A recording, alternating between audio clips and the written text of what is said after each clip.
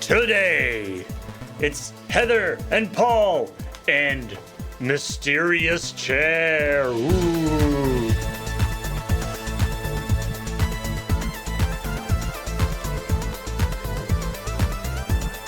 Paul, when are we going to put Mysterious Chair in the intro? Mysterious Chair is in the intro. Just Beige is sitting on it in the intro. The silhouette, That's fair, it is his the chair. silhouette is there. Yeah. Hey everybody, welcome to ChillPoint show where we talk about the week's video game news. Beige will probably be joining us at some He point. said he was leaving the house, so I told him we left the chair here, so he didn't go looking for it. All right. So it's in his hands now. It's true. So yeah, video game news. Normally we'd also be talking about this week's episode of ChillPoint, But it's gone forever. sadly, Or at least for this last week and the week before that, and yeah, who knows what happens next week? We don't. sadly, the conventions have done a number on ChillPoint. Yeah, first- I don't think we should allow conventions anymore. We lose people like a lot more than Yeah, than expected. first because Graham and Kathleen and Beige were all away, and now Graham and Kathleen are unfortunately down with the sickness. I don't know. Technically speaking, that might not be related to the actual convention, but It's hard to probably. say. It's hard to say. Anyway, But I like to blame the convention that's fair. because it is the most likely suspect. And as we know, the butler always did it. Yes. By which we mean, I guess the butler coughed on somebody and made them sick. So, let's talk about the week's video game news. I hope there's something happy. Starting with something maybe not so happy. Well, okay, maybe we'll start with an update on some more info on some of the stuff we talked about last week. Okay, good start, yeah. Unity. Yes. Unity. And in Fully together. in this definitely time, trustful yeah. Unity. this time of Not uncertainty, falling apart at all. Unity is really what we need. As we talked about, Unity has Unity backpedaled on the majority of the objectionable things in their terms of service and blah blah blah blah. So the only thing that remains, or the main thing that remains in terms of controversy is, of course, the damage to the trust Yeah. that well, they've had with developers.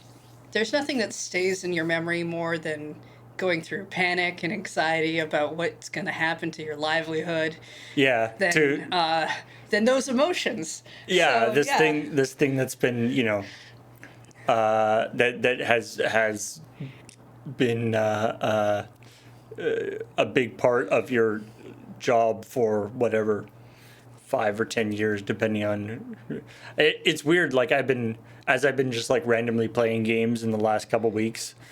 I've been How noticeable I've been the paying logo is? I've been paying more attention to. It's like, oh, Unity. If I'm you glad ever- that me installing this game didn't cost the developers 20 cents. Have you ever had like one of those friends that says things that sound dangerous or awful, and then they realize that nobody's responding the way they wanted to, so they're just like, it's just a joke.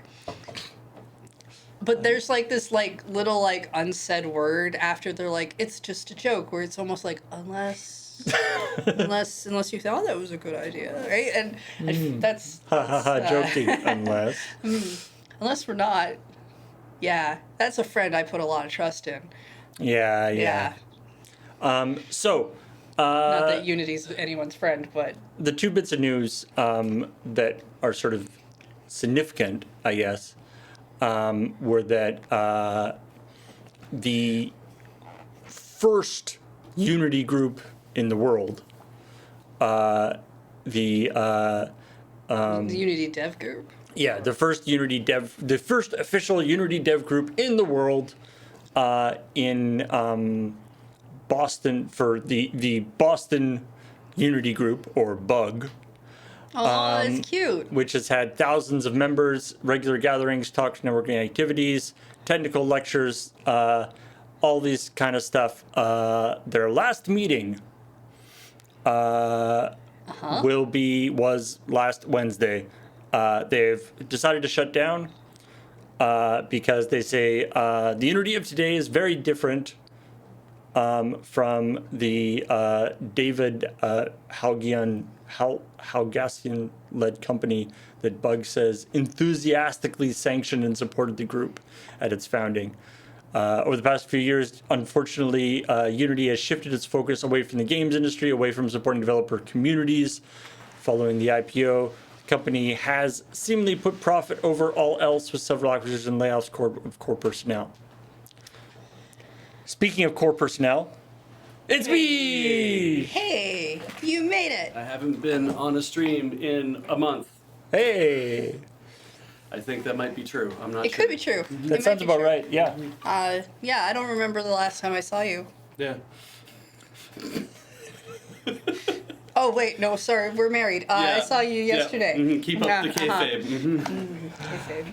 So that's a bummer. The Boston Unity group, the longest running Unity thing, it's not worth. I mean, maybe they'll like devolve into just a Boston developer support group. I guess that could be I interesting. think it'd be cool. But they don't have they don't feel like Unity is their is future? still aligned with their the trust we used to have in the company has been completely eroded, They don't trust them. Yeah. which is Fair, understandable. honestly, very fair. What's the other piece of news about Unity? So the other thing that's also sort of related to the whole trust thing is so they walked back all sorts of the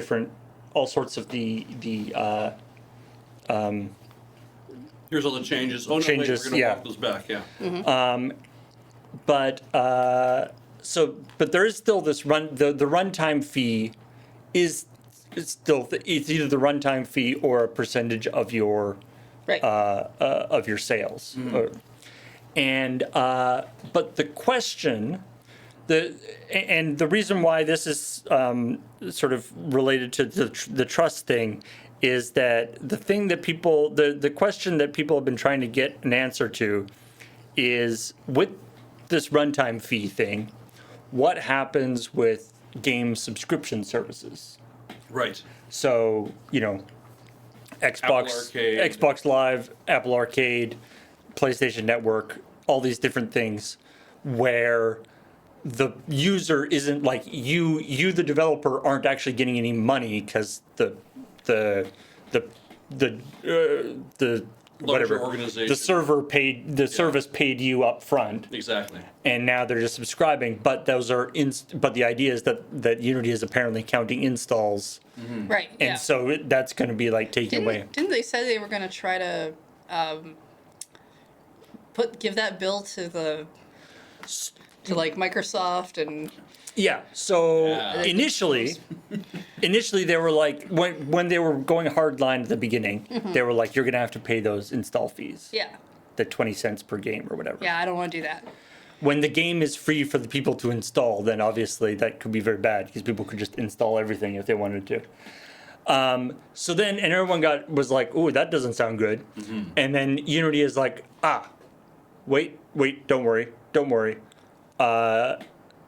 The president, Mark Whitten, told Axios that actually what's going to happen is Xbox and Sony and the actual platform is going to pay that installation Yeah, fee. I don't feel like the that's a platform will want relief. to. Yeah. Now, which is interesting because nobody had actually told Microsoft or Sony that. Yeah, I feel like that is true. I feel like they both suddenly went, I'm sorry, what? You're going to try to what make us now? do what? You're going to attempt to try to get this out of us? We were what? going to talk to you about this issue, but now we want to talk to you about this issue. Yeah, we're good. Yeah. Who are you now? So, then people were like, so what's the deal? What's the deal with that now that the new rework thing has been released? Now the new idea, where they talked about it more, and he says the same guy says now this Mark Whitten, he's saying I misspoke. Just when I said that it was not my misspoke. intent. To be clear, that was not the actual policy. I did misspeak in that interview. Okay, what should he have said? Charging major platform holders was never actually part of the plan. Right. All right. What is part of the plan, Mark? So then they had a YouTube fireside chat, which is just a What you call things when you, when you need them to sound a little gentler than what do you call it? Like when we do the Cam and Ian Christmas, that's like a fireside no chat. Yeah, it's like a fireside silence. Yeah. Anyway, so then they had this. Here's the interview question that they asked them. This is a question that I think has come up a lot, and I don't think, and I don't really know the answer to it, and I don't understand the solution for it. Who pays the runtime fee or rev share when the game is on Microsoft Game Pass? How does that actually work? Did Microsoft say, yeah, we're good with it? Can you talk a little bit more about what's going on there? And in response, Whitten said, yes. While this program is associated with our licenses for our developers and publishers that are publishing these particular games, so that's where it is. But What? By the way, that was actually one of the most key pieces of feedback that we got over the last week was there's so many different distribution channels where people are putting their games and the rules are different on all of those. And some of those might be hard to track, something like engagements. So that's why there are things like choice for revenue share or engagements. That's also why there aren't 100% perfect details on exactly how you count all those. That Right. sounds like they still gotta just charge the devs. So the keen-eyed, keen-eared among you there might notice that did not answer that question at all. No. In fact, there were several questions baked into that question from the interviewer. One of them being, did Microsoft say, yeah, we're good with this? That was not answered. And who pays the runtime fee or rev share when your game is on Microsoft's Game Pass? How does that actually work? Those questions weren't actually answered because there was no, here's how it works. It's like, we'll figure that. That's going to get, it's part of the deal. It's part of how we figure it out. And it's like, yeah. We haven't How figured do it you all figure out it? because it seems there's like a lot. It's like, yeah, no, but that's the discussion part you should have had, right? And then Oh, yeah. Oh no, there's more. on the Unity forums, there is a FAQ thread. Oh, this is where we get answers. Okay. Yeah. This is, direct from the people Too saying, much smoke from that fire for us to see clearly. yeah. question, does the Unity runtime fee apply to gaming subscription services? Answer, for creators using gaming subscription services, the game dev isn't responsible for the runtime fee in this case. Updated September 14th. Okay, great. So as of September 14th, you don't pay that runtime fee. Now, there is also a FAQ on the Unity website, Oh no. not in the forums, just on the website, that says, are games distributed through subscription services, streaming services, or as WebGL applications required to pay the runtime fee? What's the answer? Yes. That's it, just the word yes. Okay, so if you have Nobody a game, knows. Nobody knows anything. if you have a game that is being distributed through any of those non I see a game, I pay a game, I play a game, I like it. If there's none of that, if you're on some other service, that game is required to pay the runtime fee. And previously, it said who was charged the runtime fee. The Unity fee will be charged to the entity that distributes the runtime. But that's the subscription service, unless they mean they're going way, way back to say that by you giving the game to the subscription service, you have distributed the runtime because you're the person we're contracting with.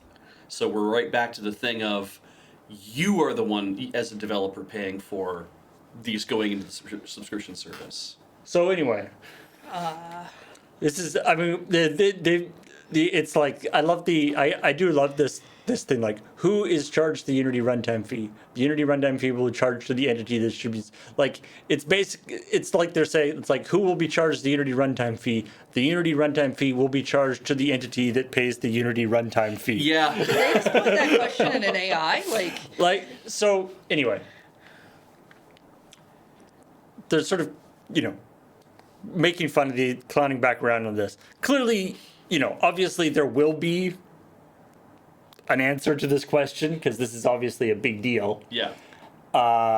And the larger issue here is that Unity, having already burned so much goodwill with developers and with and with the burning all their trust, to not have something like this, to have so many different interpretations of what this is, is just a major, like, and it's like, if they hadn't done the thing beforehand, people, you can imagine developers would be like, clearly they're running around, don't have the thing figured out, they'll let us know. Yeah.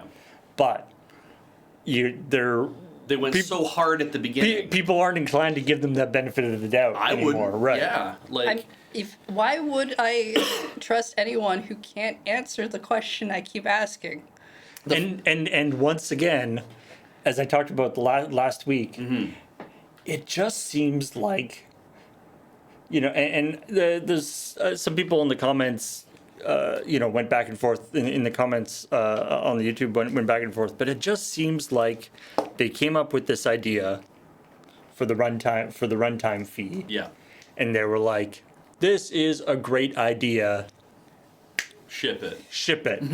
And like, without even, it's like, if you either not asking or ignoring the answers. Yeah. From anybody who knew anything about the concept of selling games, what happens to subscription services is like a really basic question. Yeah.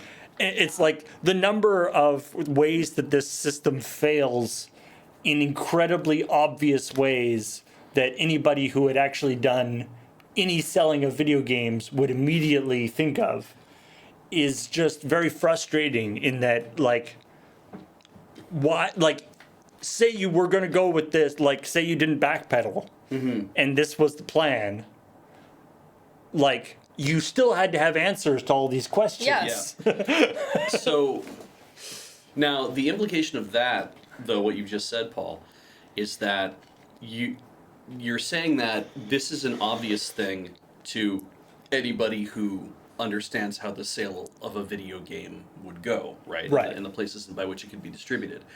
Which would imply that if you're heavily involved in the video gaming industry, like Unity is, like Unity worked with Nintendo to be like, we want Unity to be like a premier engine to develop stuff for your platform on. That was a thing they were doing, right? So it's like, so you didn't just sit alone and say, we'll just release an engine and then whatever happens happens. Like, you were literally talking to big like publishers and console makers and whatever else. You were involved there.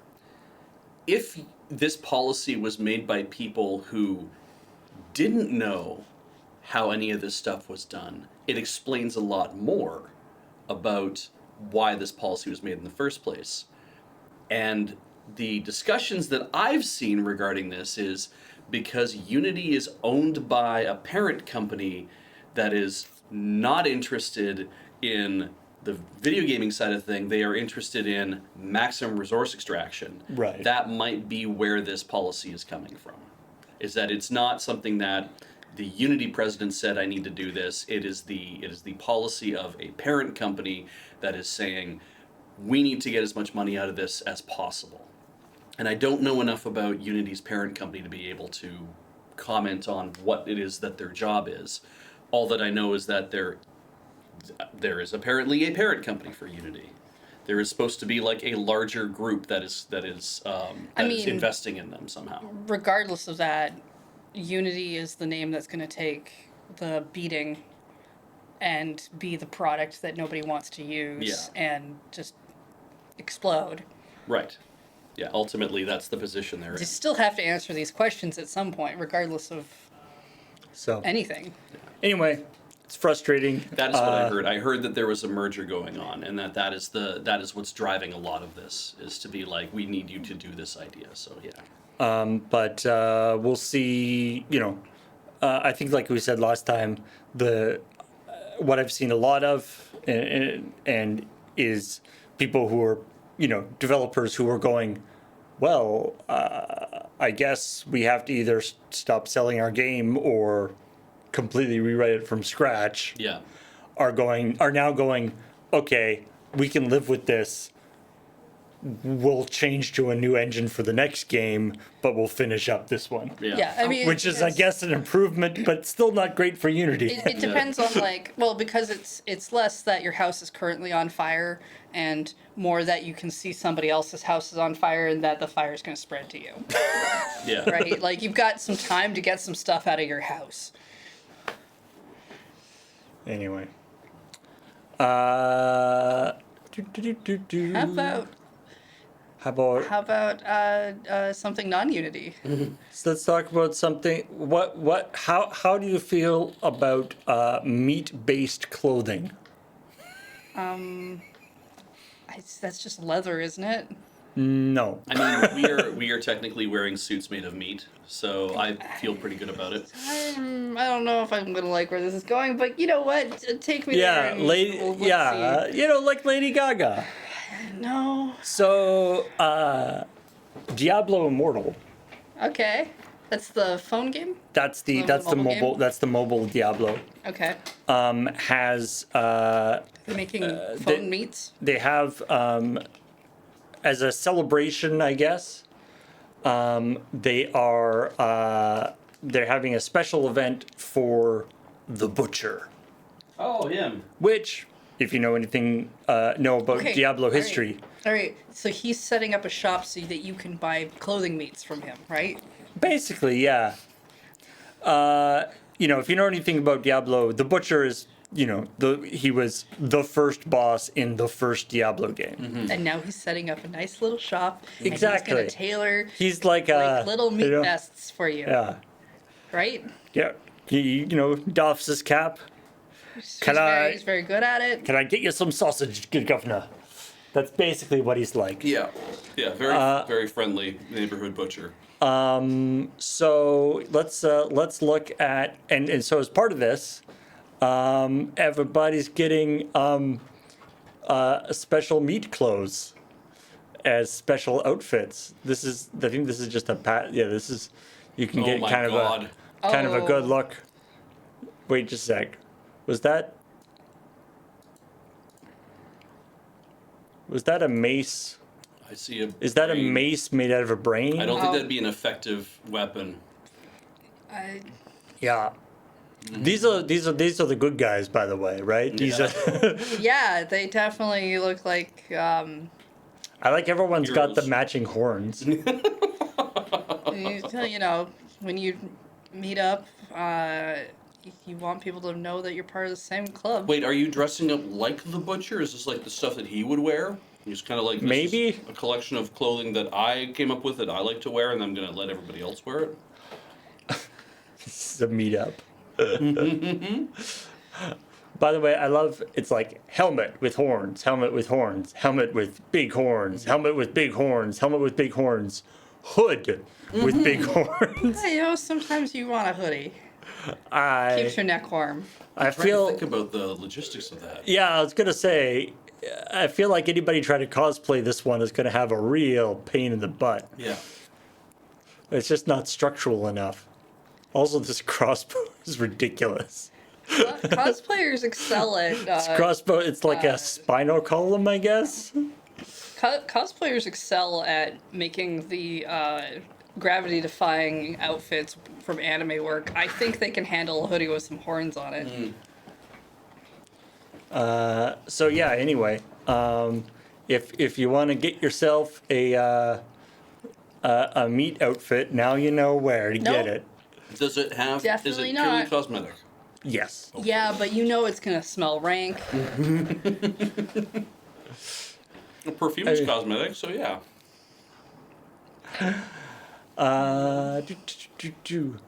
So, Scared to ask about anything now. were you excited? If you're excited about Knights of the Old Republic, the remake of Knights of the Old Republic, don't worry. This is not me telling If you you're excited about it, don't worry. That was made in Unity. Yeah. I don't know if it was made in Unity, but so Knights of the Old Republic, Star Wars Knights of the Old Republic remake was announced a little while ago. I think 2010 or 2021 it was announced. Okay. Yeah. People were quite excited about it. And been working on it. And then just recently, I think this happened today or yesterday, people noticed that like all of the trailers for it, like the announcement trailers and all the stuff, and tweets showing the trailers and things, all have been removed Oh, from Sony's accounts, that's worrying. Okay. and are like, oh dear. Well, that just means it's not going on Sony platforms, right? So suddenly it's Xbox exclusive. Except it's being made by a first-party Sony studio, I think. Ah. Oh, well, that is definitely worrying then. Oh, it's just part of normal business, so that's a relief. Okay. So, although the reason, so it hasn't been canceled, Okay. Okay. but the reason why they've been removed is apparently the license on the music that they played in the announcement trailer has expired. Which is dumb. Yeah. And also, the question of why didn't they renew the license on the music if the game is still in development and about to come or going to be coming out soon? Yeah. Yes. So it's not like great news. No, but it's something But they can it's fix not- with enough money. It hasn't been. Assuming they have enough, given that we're in the season of layoffs and. I haven't heard the music. If it's not strictly Star Wars music, like they didn't just, pump Duel of the Fates back into, oh, it's Knights of the Old Republic and have this music that everybody can't fucking stop talking about 20 years later. If it is it was just a random piece of music that they only picked up like a temporary license on, that is surprising that they would just be like, oh, we ran out of our license is expired on this. So I would have assumed they would have used Star Wars music, or they would have used music from the original game that they would clearly, hopefully, have rights to keep using. So that's very unusual. Yeah. So we'll see whether.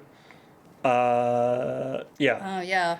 The remakes. Oh no, it isn't a first party, but it is being made by Aspire, Aspire. Which who's is owned by Embracer. Group, so who knows how long they'll last. And Embracer has been notably, whatever the opposite of embracing things is, Well, I believe. what was it? Yesterday. withholding their embrace from Extinguishing. things. Extinguishing. Yes. Embrace, I think- extend, extinguish. I think it was yesterday. 26 people from Beamdog got laid off.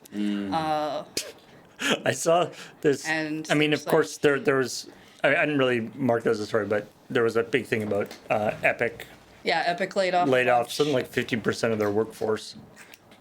It was really dumb. For some reason, there was a bunch of articles about layoffs, and it was like Epic, announced something like 850 people Yeah. got and laid off. Some people, I think, in one of the dev groups that got laid off, just had like a game launch a couple days ago, kind Yeah. of thing. Like it's definitely that.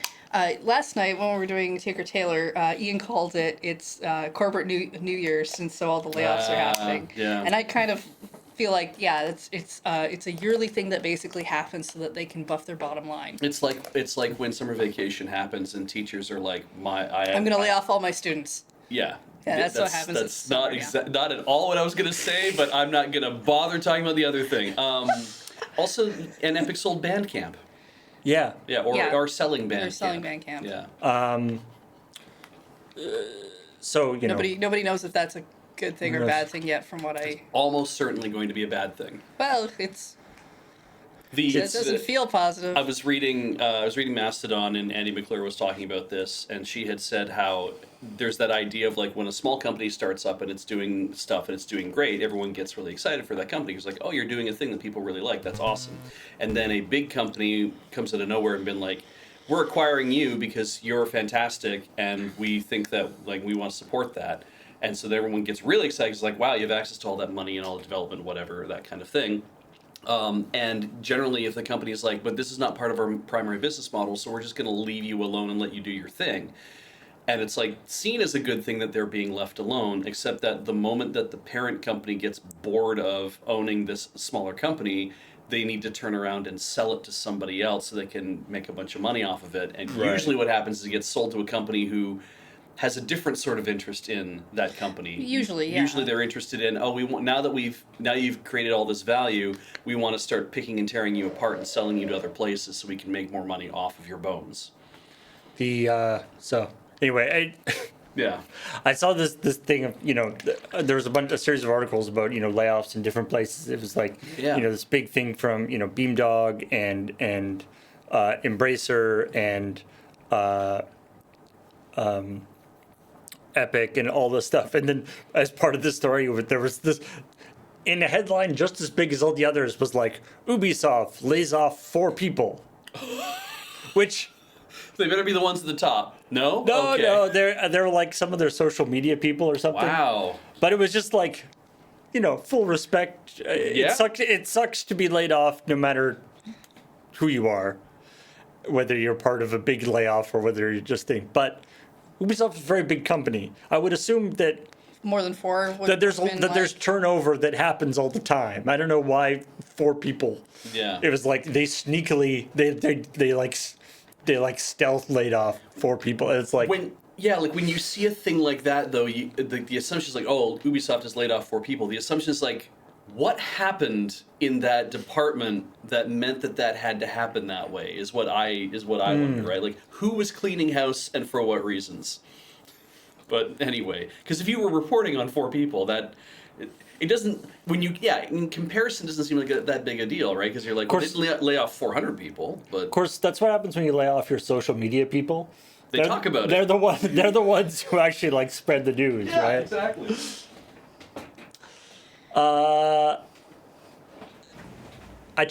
We talked last week about the Pokemon Museum or the Van Gogh Museum doing a deal with Pokemon. So what got ruined about it now? Apparently, day one did not go great in the sense that the museum wasn't quite equipped for the huge amount of like people showing up, like attendees. well, no, not so much attendees, but more like people coming and like buying as many copies of all the merch as they could and stuff. I imagine museums don't really. I mean, I guess they don't. Museums should understand the like collector mentality, but still, the buying, buying as many whatever Pokemon. Generally, I don't think people show up to a museum and buy out all of their merch. Yeah. It just does not happen regularly. So yeah, they had big, huge, big long lines and all this kind of stuff. So they had to. They are now, I believe, implementing one A per purchase person, limit. Okay. one per person limits and some other stuff to Ensure that more people get an opportunity to buy this stuff. I Yeah. guess is the idea. Yeah. they say. I feel Of bad course, the for- situation shown in the video is not. Wait, there's a video of a big crowd and stuff. In the collaboration with Pokemon has been carefully prepared. The safety of our visitors and staff is always our top priority. However, there may be unforeseen situations that we cannot anticipate, as opposed to unforeseen situations which you do anticipate. Yeah. In such cases, we act swiftly. After all, we are accustomed to large and diverse audience every day, providing them with a safe and enjoyable visit. From tomorrow, we will limit the sales to one piece per product per customer in our web shop and museum shop. So some of their stuff is available on the web shop. There's some really cool stuff. I just feel bad for the people who had to sell things, because when you schedule Like how many people you have on staff for Yeah. like Yeah. a store, and if Sales- your brain is just like, oh well, we have some new products, so I guess we should definitely have like a third person in today instead of just a regular two. But your brain's not like, Pokemon's real popular, people definitely show up a lot.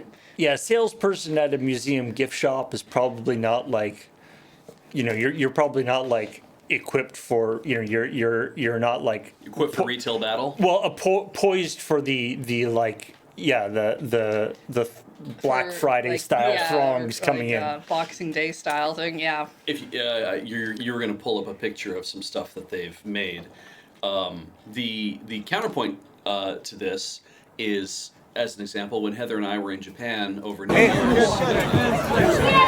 Christ, that's miserable. What a Yeah, is terrible- there- I just saw the video. Yeah. When we were in Japan over New Year's, like 10 years ago, we went to the Pokemon Center in Tokyo, which was impossible to find. When we did actually find it, we got in line with a whole bunch of other people, and So just a very very yeah, normal. retail place kind of Yeah. hole in the wall thing. We got in a very long line on an escalator, and we rode up to the top, and we like when I got to the front of the line, they asked me what it is that like how many of something, what do I want, and I just said just one, because I didn't know what the whole deal was, and we got the special thing, that because that's the reason you were there. It was to buy the special thing. It was only releasing over New Year's. It was only available for like 2 days, kind of idea. So limited Right. edition merch. And there were people in line who were going 2, 3, 5, like that kind of thing. Like people were like, Yeah. I want to have more of these things, and and everyone was completely fine with it. That there was like, there didn't seem to be like an actual locked-in purchase I limit. think they are definitely used to that by then, though. Like, it was Yeah. very organized and everything. That 3 seconds Yes. of video there I saw, I was just like, no. Yeah. I apologize for the I didn't realize the the sound was the on? sound was on for that. I Yeah. apologize if I that was loud for you at home. Anyway, I mean, we actually talked about this a little bit on Tinker Tailor last night, but I love the idea of this. I love imagining how many different things would need to be explained to Van Gogh Yeah. for him to understand what was going on in this. So people descended upon your museum. I have a what? Okay, no, put that aside. Okay, there's this game called Pokemon. Okay, video games. Okay, Yeah. so imagine there's a no, not television. Damn it. So imagine there's a painting, but the painting moves. Yeah. Ghosts! No, not ghosts. I still say, if you manage to get through it all, at some some ghosts. point, at whatever point, he's just like, okay, So I get So- money from this. yeah, when do I get paid? You're dead. Oh, you're right. I Uh-huh. died a while ago. Yeah. I'd like to get paid. Apparently, nobody cared about me until I died. That's right. Pay me now. Anyway, You know the sunflowers you drew that one time? They have eyes now. right. Sun something. Sunkern? No, they aren't. It's not Sunkern. Okay. There's a Pokemon that is just the sunflower. Ah. I think it's the name of it is 3, almost like 2, sunflower. 1. There we go. Yeah, Yeah, and sunflower. Sunflora, yeah. Evolution of Sunkern. So he's not see. far off. Oh, good. Let's talk Hey. about Capcom some more, hun. Capcom. I can't remember. What did you scare me about with Capcom yesterday? No, it was you that was talking about what Oh, my yeah. hopes and dreams that 4, will 5, never 6. occur. This is such a this is honestly if this was wrestling, I would call this just like a cheap heat move. Like this is just like a cheap going in. So this is basically the president of Capcom went into the ring and was like, "Hey, you know what I hate? Everybody from this town." Yeah. Okay, to give you the context, the title is, or the headline, Capcom president thinks it would be healthy for game prices to go up Again. again. Yeah. You know what's funny though? I find it hard to disagree. But Well, at the same okay. time, what I would prefer to have happen is maybe the games need to be a little less complicated. Yeah, maybe the games So- shouldn't be. Yeah. We shouldn't. Maybe they shouldn't make games that cost as much to make in the first place. Yeah. Yeah. Development costs, he said, this is what he says, development costs are about 100 times higher than they were during the Famicom era. Mm-hmm. Which is fair. I mean, there were games in that era that could be done by like two people, made by like two people in a garage. Yeah. There also needs to be There's a need to raise there's wages. also a need to raise wages. Yes. Which is fair. Okay. Yes. I'm you should feeling he raise the wages what of he's devs. what he's visualizing in terms of raised wages may not be what everyone is visualizing, but anyway. Considering the fact that wages are rising in the industry as a whole, I think raising unit prices is a healthy option for businesses. Tsujiyama. So sorry, this is Tsujimoto. Tsuji, Tsujimoto. Haruyoshi Tsujimoto. Yeah. Added that games should be priced more, even as various parts of the world economy face uncertainty. These concerns have little to do with the game industry. High quality games will continue to sell. And just because there's a recession doesn't mean you won't go to the movie theater or go to your favorite Actually, artist. That's literally what that Actually, means. it does. When I stop having money to go do those things, I don't go do those things. Yeah. And in fact, a lot of people can't already afford to do any of that stuff, and it's getting worse for them as well. They're chasing your shit because you're paying $70 for a video game is like, at least I can play that for maybe 100 hours, get 100 hours of fun out of it. So you are supposed to be the low end default, right? The subscription service for video gaming is supposed to be the low end default, the thing where I pay $20 a month to somebody so I can play a bunch of video games so I have some form of entertainment in my life. Well, that's the thing. Like $70 is like the new thing that a lot of games are steering towards because of the new generation consoles and stuff. Yeah. Which is generally a time when game prices do go up. But like that just occurred like within the last year or two. Yeah. And this goes back. I mean, the example, the sort of prototypical example is always Square Enix, right? Yeah. Because they always are complaining about this, where it's like, yeah, if you have to charge whatever $100, $150 for your game because it costs so much to develop, then the problem might be to do with how your development pipeline, Yeah. If your game has to be one of the best-selling games of all time in order for you to actually make money on it, there's something else is the problem. Well, I mean, when we constantly hear about a game that does super well and yet it is bleeding money, Yeah. again, it's not. And in some cases, you have to think about like because obviously the level of compensation, it's the okay.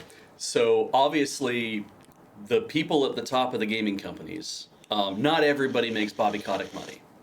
That is obviously the ridiculous level of I deserve to get paid this much. It's like no, you don't. No, CIOs do not deserve to get paid that much money. You deserve to get paid some more because you are having to think about about a lot more aspects of the business than somebody who's like I have to focus on my one thing that I have to do. But it is not that much more complicated a job. Because the people who have to concentrate on I have to draw art or I have to code whatever, they have a very tough job too. And some might say even tougher than your job, which is to sit in a room and to decide strategy and think about decisions that you can kind of be like hand waved away. But I don't know what every CEO makes in the industry, but when the CEO of a gaming company or the president of a gaming company comes out and says, like, I think we need to start charging more, I'm like, oh, it's a bad look. It's a bad look for the head of a company to be like, we need to start charging more money, because I'm like, the first thing I think is because you are trying to pad your own salary, not because you're trying to pay everybody else in your company more money. It always feels like you want to get paid more money somehow. Well, I There's mean, more you can drag out of the market. when you have layoffs happening and they're still making like a ton of money, Yeah. and it just kind of seems like The de rigueur, right? telling me that, oh, it's very expensive to make the thing I make, so I have to charge more. And like, sure, you go ahead and do that. I'm not gonna buy. Yeah, and like when I think about And when you have less sales, you think about that. Yeah. Well, and when I'm doing a lot of that thinking myself. and when I think about like the games I've played in the past year, how many of them were like the super The AAA. AAA ones? It's very small, Yeah. right? I've talked mean, about it a few times yeah, that like- I really enjoyed. I just finished Sea of Stars Yes, a little Sea of while ago. Stars. Yesterday you were telling me about Death's Door. Death's Door. And a lot of the indie games are really good. You're the only person I know who's ever played Sunless Sea. I don't think that makes you the only person who's ever played it. I don't think I played some. I've thought never you heard did. this title ever. I haven't played some this sea. Oh, you talked to me about it a lot, Lane. It sounded like you knew a whole bunch of stuff about it. Do you mean Sea of Stars? Maybe that's what I'm thinking of. Yeah, that must Yeah, be why. I've never heard Paul mention that. I don't Well, even if know there's what no that is. sun, there's stars, so I have to assume they're the same game. Anyway. Chat, is Sunless Sea an actual game? Sunless Sea is a game. Okay. I remember. I think they did it on Talking Sim, Yeah. but I haven't played it. Okay. But I mean, the second half of this though too is it's like I start to wonder about how a company, especially like a long running company in the gaming industry out of Japan, how they treat their structure, because from North American perspective, I'm used to like, oh, do you run a gaming company in North America? Then you are the pinnacle of avarice. You are overpaying yourself. You are, your C-suite is making way too much money. All that stupid shit. And then I hear about Nintendo, and their CEO is getting paid $2 million a year. And it feels like a hard lock too. It's kind of like that's what you make because that's a proper Yeah. percentage I of think what your that- other employees are making. That might be a cultural Yeah. business difference, though. Well, and I wondered that, right? So I'm like, I wonder if there is actually that kind of idea built in, or if that is maybe it is unique to companies that were like, we were on top, and then all of a sudden we weren't on top, and now we have a very different perspective. And I'm like, I would assume Apple would do the same thing because they had that whole thing of like, we're making a ton of money. Oh my God, we're suffering completely. Now what do we do? And I'm like, I wonder if Capcom is in Or the same boat, because it if could he's be- talking about raising wages, so it's like It could be laws in Japan that actually affect that. there's that too. Maybe yeah. we need some laws. C-level pay laws in Japan. Wow. They can most be 10 times the lowest paid worker at the company. That's fantastic. Anyway, speaking of wages for people working in companies, although I think the majority of them are contractors. But anyway, SAG-AFTRA, which of course has been in the news a lot lately because they've been Strike. strike for the actors and all the other people who are in SAG-AFTRA, which but SAG-AFTRA also covers voice actors, Yes. and the strike.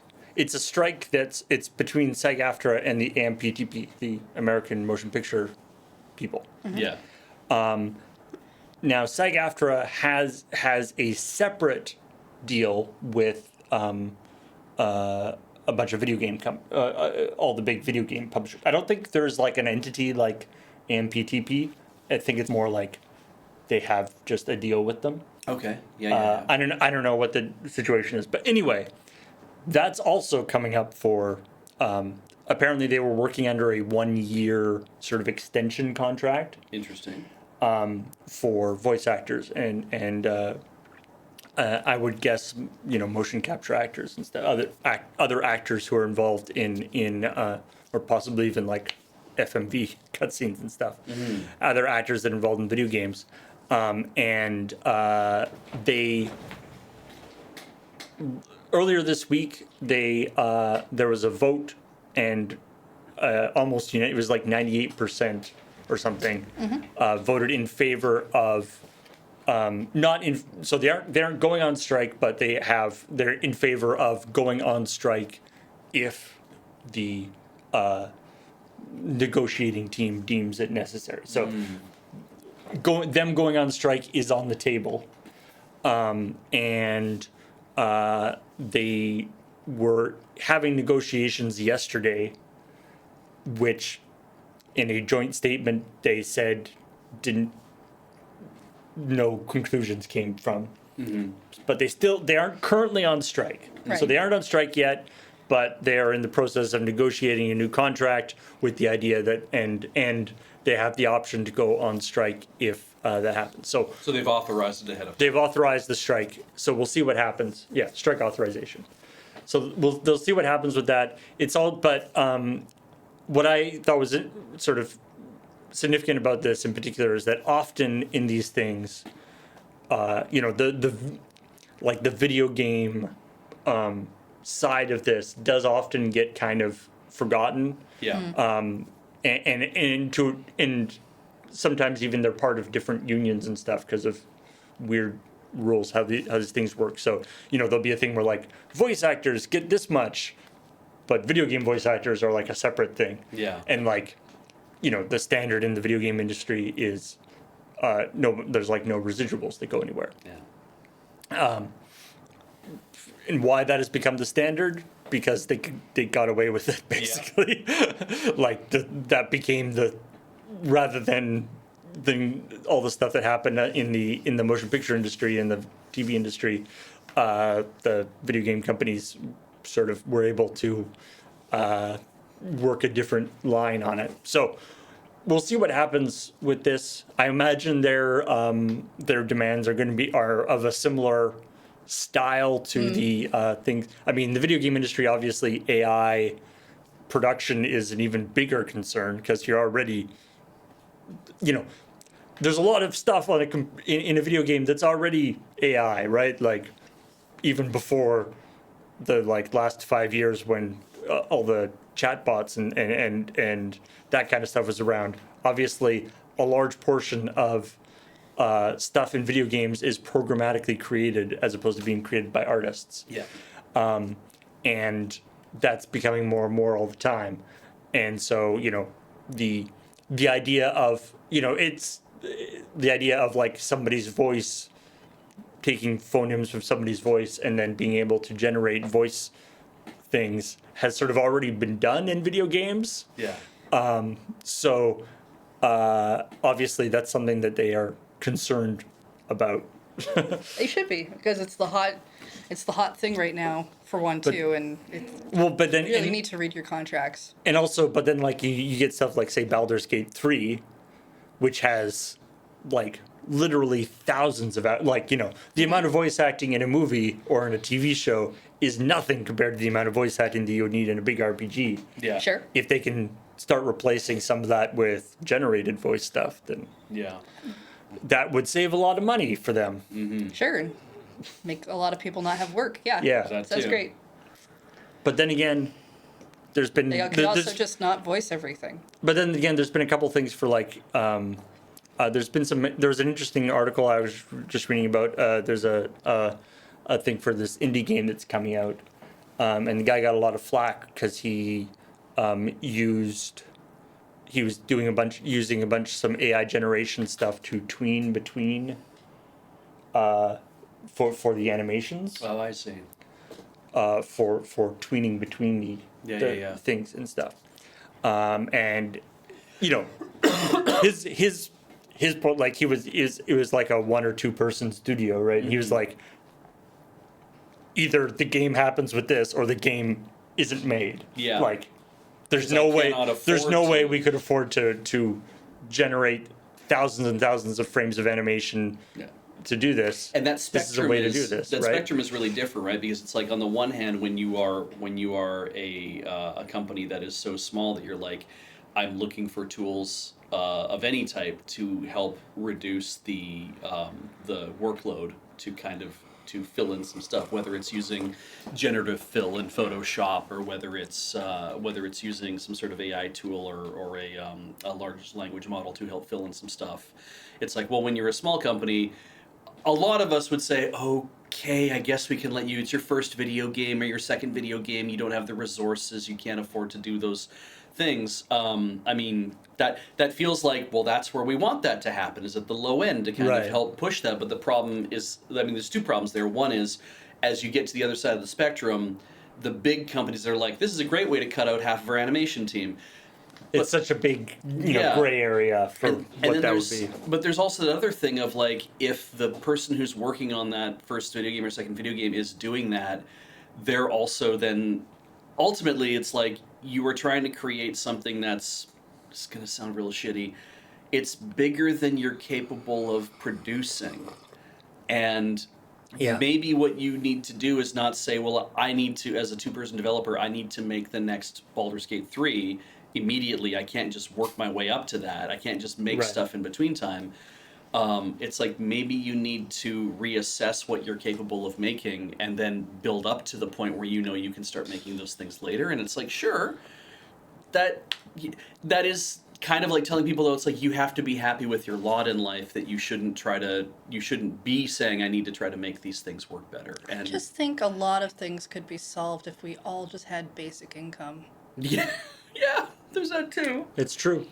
That would work around a lot of these issues. I was actually thinking about it on the way home, like, because I was listening to a podcast and they were talking about how some people get tied up into get rich quick schemes Yeah. because you think, and you pour your life savings into it and stuff because you think you're going to like strike it rich and be really good. And I kind of wonder how hard it would be. I assume there are going to still be people who can get scammed, but I do kind of wonder how easy it would be to scam somebody if That desperation if that, isn't that there. idea of like, I don't actually need to make money because I'll be fine. Yeah, I occupy. My food is coming in. I have shelter over my head that's guaranteed. All of these. I don't have to think about, Yeah, my basic do needs I are have enough met. money for the future to retire? Exactly. I know that my health is not going to be an issue. Those kind of things. So, yeah. Interesting. tough deal, though, Interesting. yeah. This gets brought up too, also though, because the other day I was watching Masahiro Sakurai, his creating games series he's doing on YouTube. He did talk about how when you're re-implementing 2D animation into a 3D game, like when Ryu does his standing uppercut kind of, or his crouching uppercut move or whatever. It's like, here's how we had to look at that in Street Fighter, which is like a 3-frame movement. It's like, or 3 frames of animation. How do we reinterpret that in 3D? And how Right. fast do you make that? And how much do you make that snap? And he did mention, he's like, the 3D animation tool does a lot of interpolation for you it to fill in a lot of those things. It goes from pose to pose to pose, and it does the motion that should exist to fill in that blank. And I'm like, sure. I mean, you also have animators on staff who can be like, I'm just going to tweak that interpolation a little bit so it looks a little more, like it makes a little Right. more sense. But that idea of like, yeah, a lot of these tools, depending on how expensive they are, have a lot of those things built in already. And to think that it's like, if it's a tool that's available for the working professional, then having somebody using things that use AI to interpolate frames of animation shouldn't be seen as a negative thing if the whole industry is using it. I don't know. I guess it depends on the tool that you're using or how much you're using it. I mean, Yeah. because the other option is you go find a junior animator somewhere who's like, I'm working on this, and because I see a lot of people who are artists who are also like, I want to get into animation, and they're putting up their storyboards and stuff all the time. There's a thing that they call it where it's just all pencil work animation. It's very rough, but it's showing how smooth they can animate. I'm like, you could probably find people like that and be like, are you willing to come work on my game, and I can pay you a percentage on the back end, or I can maybe I can pay you just some piecework right now, and because you're still brand new, that you're not going to charge me like animatics. Thank you.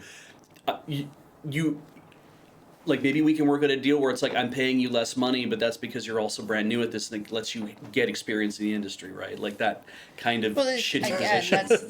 that's why I say the whole basic income thing, because it's like there are many people who would just do things Yeah, if they didn't have to worry about. And I mean, rent. there's interesting. I'm not saying work for exposure. Like you still need to get paid, but you can supplement a little of that with some experience, right? That's It's a tough. I mean, but yeah, of course, it's a tough area where there's lots of ways that it can be exploited. But and they talk about in the the actors guild talks about that this idea that it's okay, we're just going to like replace some of the background actors with with AI generated people or whatever, and like, but or we're just going to do like a few things with it, but it's like there's this sort of not pipeline, but there's this like process where it's like you can start on a movie as a background person, learn the ropes, and then go along, and if that is taken out, then Nobody or ever you learns to start get better. start as a writer in like the writer's room as like a junior guy, but if that junior position isn't really needed anymore because that's done by an AI, then it not only becomes less writers, but also the sort of training system for new writers breaks down. yeah. Anyway, Do you want to talk about some animation that don't look so great? yeah. So, Mortal Kombat, Oh, good. Mortal Kombat 1, not Mortal Kombat 1, Not as like in the first first, one, but the new one. because they hate That's us. the one. Yeah, they do. Actually, I think they all do. Jesus. Let me This is gonna look gross, by the way. Yeah. go ahead and mute the. We're gonna start with Melina with the giant Okay, yeah. exposed teeth and shit. Be aware. Mortal Kombat. But so this is Digital Foundry. They did some stuff on. Let's wait till it actually loads the good quality. They do analysis of performance on different platforms. Yeah, and unfortunately, the Switch version of there we go. The Switch version of Mortal Kombat 1 has had to make some compromises. Good. So this looks pretty good, right? Yeah. I'd say so. This is no, This is PlayStation 5. this is PlayStation 5 version. I think is it when they'll actually. Yeah, they go back and forth, but they don't really make it clear unless you're listening what platform it is that they're on. That has Yeah, a here we go. Switch thing in the corner. So So you can see the Briefly, yeah, the level of. for one thing, the game is 150 gigabytes on PS5. Ah! yeah, a lot of games are for some reason. 114 gigabytes. A bunch of textures and stuff will do that. Yeah. So what they're doing is they're because they only have to make a 1080p version for the Switch. That's partially gonna make it smaller, and then I guess also the level of animation. It's also just optimization and frame rates and. It's also not. I think it's more like 720p. I think. Okay. Also, they talk about the load times. Mm-hmm. So how the game works, or how the game plays is they go, "Uah!" Yeah. and then they directly go into the fight, which is kind of cool. Yeah. No, Switch is 720 and handheld it's 1080 in docked mode. Yeah. If they're saying this is 720p in docked mode as well, that's unusual. I mean, that's like another thing, but But for so they're showing this is the like while it loads the level, right. which is something like I think they said it's 6 seconds Whoa. on on the I don't know. 40 seconds to get started. Like I've I would seen think guys something was do that wrong. for 40 seconds. Yes. That seems about accurate to me. That's just real life sim. I mean, I would just assume something had gone wrong in the load. Like I'd be like, that's really weird that it's taking so long to load. But yeah. It's nice to see people are still masking though. Yeah. They were the OG maskers. The Sub-Zero, like you can see the, like this, what struck me about, like, here's a very clear example. What struck me about this looks like one of those videos that they would release being like, hey, we're doing the remaster. Yeah. This is what the version on PS2 looked like or Yeah. whatever. But check out this new one. Yeah. So, you The know, level of detail, so that's one side. The other side of it is, I respect that they are able to, like, the gameplay, all the actual game modes are there. The gameplay is the same, and like it maintains. Apparently, in the actual gameplay, it maintains a pretty good frame rate. Some of the like cutscenes aren't so good, so like clearly they prioritized the actual like feel of the game as opposed to the look of the look of the game, Which you probably should. In a fighting game, I respect that. Like absolutely. that they know what they're doing. And it's not like they said, in order to do that, everyone's now a stick figure. Like, they didn't do that. They said, no, the big, everybody looks big, everybody has a similar kind of, the costumes work. Yeah. Yeah, it's just lot less sort of greebly details. Yeah. I mean, it doesn't bother me if the backgrounds don't look amazing. It's not like a focal point for. Like the way the lightning is sort of like all pixely on one side. Yeah. It'd be nice if the clothes on the Switch version weren't like clipping through Yep. models, but Oh. Hey, wait, there's a dude playing something in the background on the Switch version, but not in the other one. That's weird. Yeah. See? Oh, yeah. What's he doing there? He's taking precious resources. They should have cut him out. My favorite thing about, I don't know if they do that in this version, but one of the, I think it was Mortal Kombat 9 or something. Graham and I were playing it on stream at one point, and we realized that there are people in the background, and if you do the right move at the right time, you can just, there's like an old lady in the background that you can just grab and hit the other guy with. Yeah, I mean, like, definitely with the when they do the wipe, it's like you can definitely tell that it is a lower res version of the game. Yeah. yeah.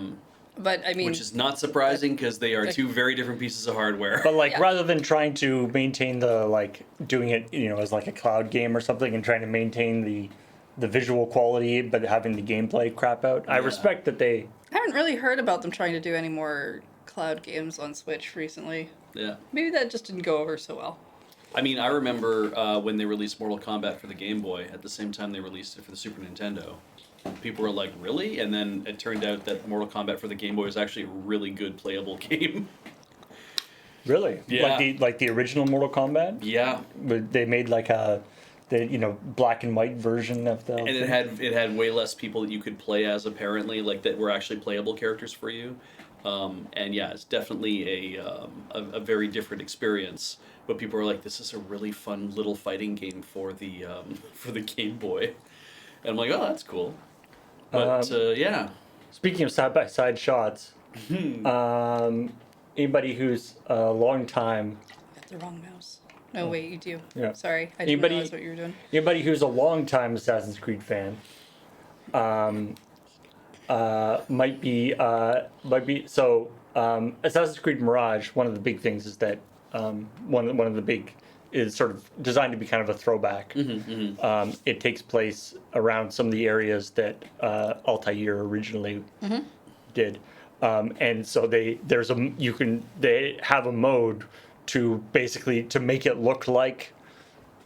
original? To make it look like, in terms of like the color palette and stuff, make it look like the original, which is what the left-hand side is here. Oh, okay, thank you. Because I was It's like, not- this is it's just not- literally two different times of day. It's not trying to do day to night. No. Because like the original one, they were really concerned. It was the first game that they had made that had like the full like parkour Yeah. running thing. Like that was their big deal, and they were really concerned about whether you would that people would sort of know how to, and so they used a lot of like color signifiers for like this is a place where you can jump, but in order to do that they had to kind of desaturate and also kind of the like tech thing they had going on because it was like you're in the animus and stuff. Oh, right. Yeah. It's one Which of those- technically is still a thing, but they don't. It's less emphasis now. So it was a style that they were going for. Yeah, it's got a very blue thing. So they have it. I think they actually call it a nostalgia filter. Yeah, when I think of the past, it's all very blue. I am all for any game like really playing with their color grading, especially if they can find a way to make things not so.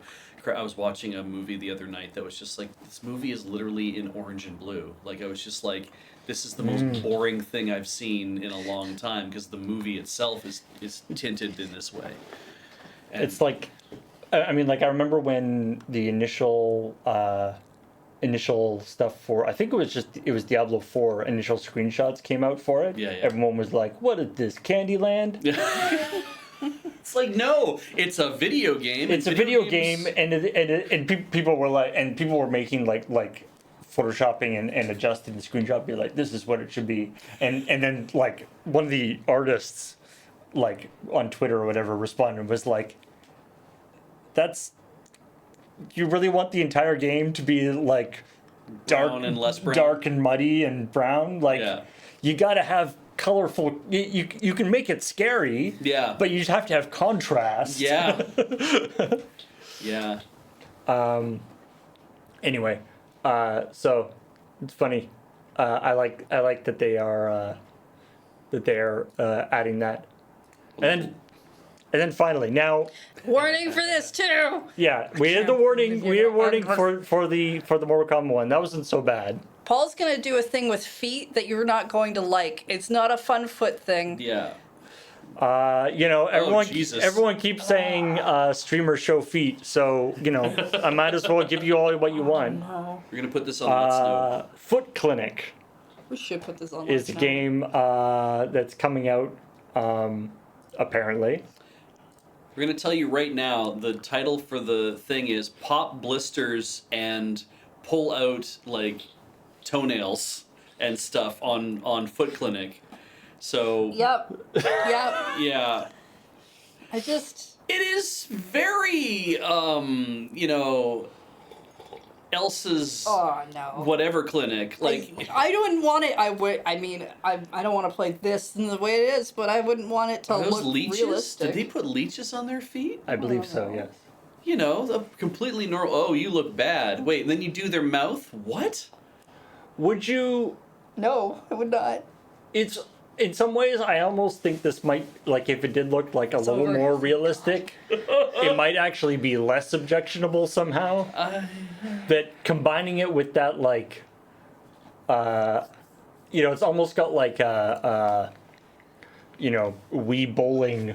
It's not quite that cartoony, but it's Yeah. almost got that sort of aesthetic. I'm glad they don't use me avatars. The Mii's. I'm glad they don't use any of those.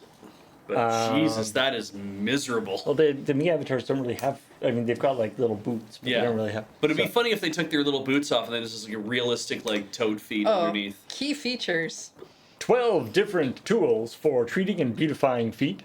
Mechanics of squeezing pimples, cutting nails, cleaning and shaving, and much more.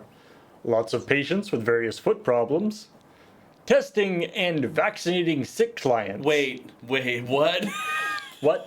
What? I mean, I guess there's. Available tool skins to make the game even more funny. Oh, so it's meant to be fun. I guess there's stuff that happens to your feet that you need to get vaccinated. I suppose that's Also, true. Yeah. there's equipment, furniture, and decoration upgrades. Yay! Those are Some all, nicer but bits. There's, like, it's all written out that way. hair on the feet just looks crazy. What I would love, like, what I would love is if, like, this is how they marketed the game. Right. If it's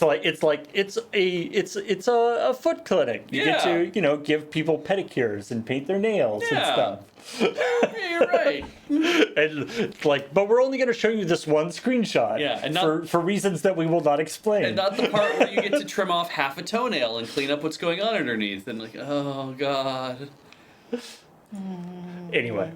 Yeah, this is a watch and play game. I cannot wait. I feel mean- like we could put it on Watch and Play. I feel like we could put it on Let's Nope. Yeah. And I feel like we could probably throw it on to Talking Sim just because it's definitely a Cameron game. It's true. It's true. I mean, of course, the other aspect of this is, in some ways, a game like this is literally like, we'll make a game like this, people will stream it and go, ooh, Yeah. and we'll get lots of views. Yeah. Which I feel a little bit like we're just playing into their Right. thing. You're Like, right. I just think That was the plan. we had a period within our streaming history where everyone started to complain that there was too much Dark Souls. But what if there was too much Foot Clinic? Yeah. What if that was just the only game everyone was What? playing for a week? I feel like you would actually want us to Yeah. go back to Dark Souls.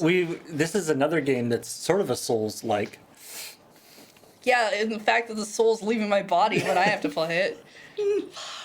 There are many souls in the game.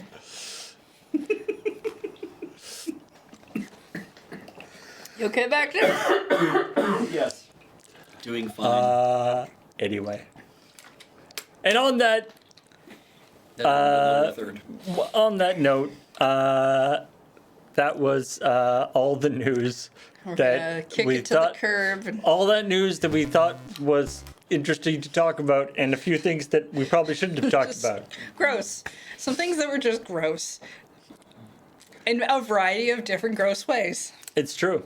It's true. Things that were visually gross, and things that were morally gross, and some that were both.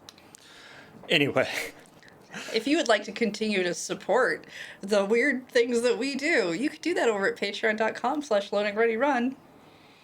And you could also subscribe here on Twitch or any of those other great ways you can support us or buy stuff at store.loadingreadyrun.com. I would love that. Thank you. What do you want them to buy?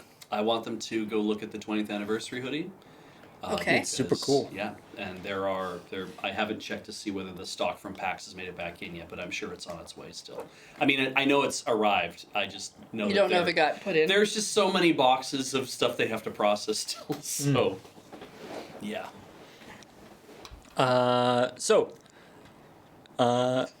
Thanks everybody for watching, and we will talk to all y'all later. Bye.